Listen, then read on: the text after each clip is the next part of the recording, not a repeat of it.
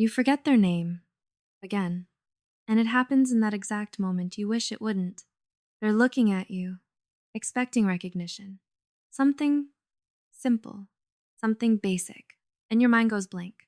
Not completely blank, just blank in the one place that matters. Because the strange part is, you do remember them. You remember the way they laughed last time. You remember what they said about their job. You remember the feeling of the conversation. You remember where you were standing when you talked. You remember what stood out about them without even trying. You remember the small details that didn't seem important at the time, but stayed anyway. You just don't remember their name. And that's the part that makes it feel worse. Because it looks like you didn't care, like you weren't paying attention, like they didn't matter enough to remember something simple. But that's not what happened. Not even close. And deep down, you know that. You can feel the difference. Because when you think about it honestly, you don't forget people. You remember them in detail. You remember how comfortable or awkward it felt, how they reacted to things, what kind of energy they had, whether they regarded or opened the small things they revealed without realizing. You remember things most people don't even notice. The way their tone shifted slightly, the way they paused before answering something, the way their expression didn't fully match their words, the way the conversation changed direction at a certain point.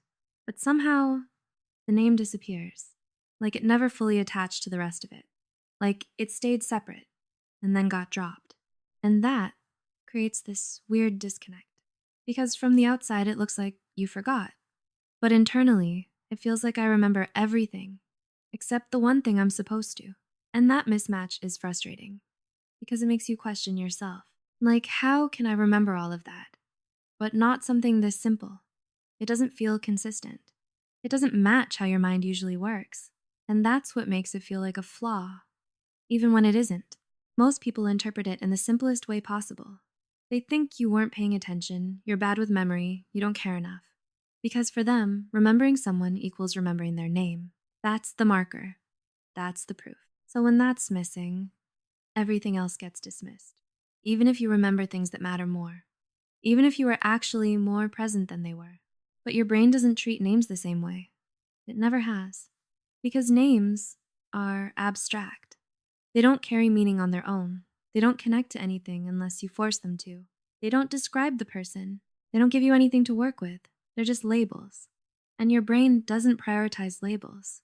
It prioritizes meaning. It looks for something it can connect to, something it can build around. Your memory isn't built around storing isolated facts. It's built around storing experience, connections, patterns, emotional context.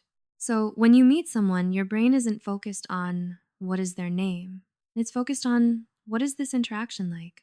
Who are they really? How do they come across? How do they respond? What stands out? What feels different about them? That's what gets encoded. That's what sticks. And that process happens automatically, without you choosing it. And because of that, names don't anchor themselves. They don't have enough weight. They're not connected to anything meaningful yet.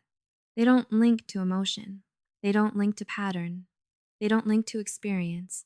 So your brain doesn't hold on to them, not because it can't, but because it doesn't see a reason to. And anything without connection fades faster than everything else. This is the part most people don't realize. You're not remembering less. You're remembering differently. Other people store labels first, build meaning later. You absorb meaning first. And sometimes the label never catches up. And that difference changes everything about how memory feels. The problem isn't your memory, it's the expectation.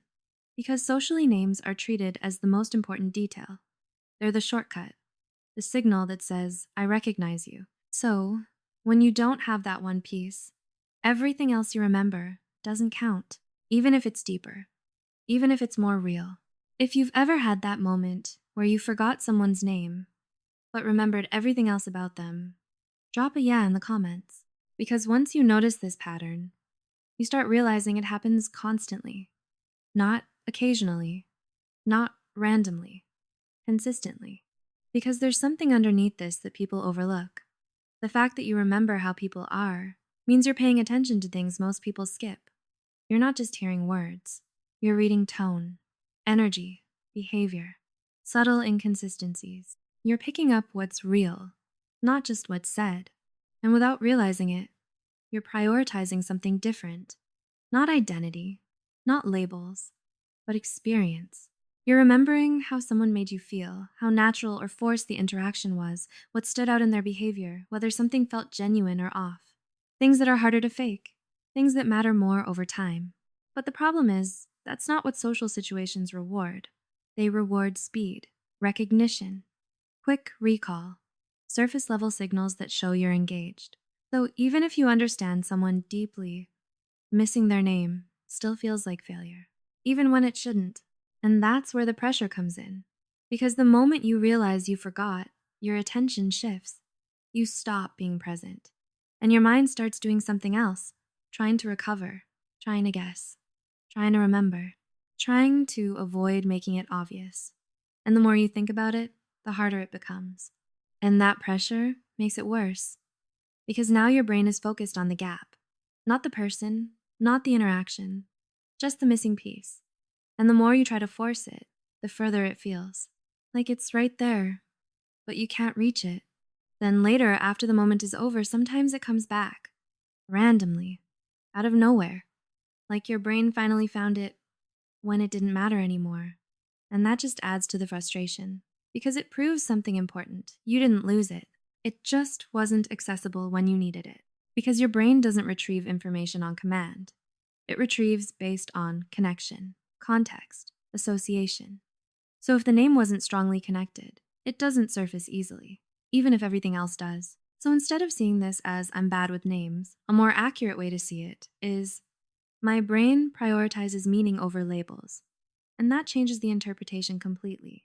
Because this isn't a flaw without upside. It's a trade-off. You lose quick recall of arbitrary details, but you gain deeper awareness of people, stronger emotional memory, better pattern recognition, and that's not small. Because over time, names matter less. But how someone is, that matters more. Consistency, behavior, intent. And those are the things you do remember. But even knowing that, it still feels uncomfortable. Because social expectations don't change. You're still expected to remember. And when you don't, it feels like you missed something basic. So the shift isn't pretending names don't matter. They do. But it's recognizing that forgetting them doesn't mean what you think it means. It doesn't mean you didn't care. It doesn't mean you weren't paying attention. It means your brain stored something else first. And once you see that, you can work with it, not against it. Instead of forcing names into memory randomly, you attach them to what your brain already remembers. Something meaningful, something specific, something real. Because your brain isn't bad at remembering. It just needs connection. Once something has context, it sticks. Much more easily, much more naturally. So if you've ever felt embarrassed for forgetting names, but somehow remembering everything else, it's not because your memory is weak. It's because your memory is selective. You're not losing information. You're prioritizing it in a different way. And that difference isn't always easy in the moment. But it's also what allows you to understand people more deeply than most. So if this felt familiar, if you've had moments like this more times than you can count, consider subscribing. Because this is exactly what we're going to keep unpacking. The patterns you've been experiencing, but never fully explained.